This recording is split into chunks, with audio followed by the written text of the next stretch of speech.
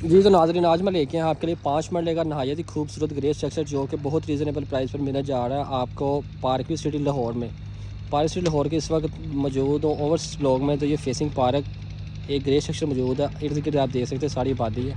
Develop area है, non develop area नहीं है। ये 5 मरले का आपको मिलने जा रहा है। 5 मरले का ग्रे स्ट्रक्चर फॉर सेल के लिए।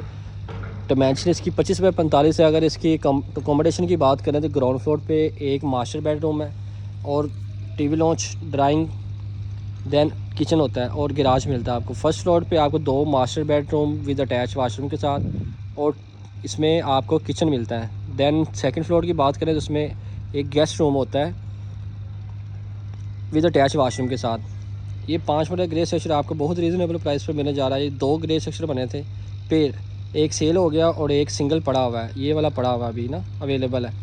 तो इस ऑफ़र को आज ही वेल करें और दिए गए नंबर पर रब्ता करके इसको विज़िट करें। मिलते हैं इंशाल्लाह नेक्स्ट वीडियो में। अल्लाह हाफ़िज़।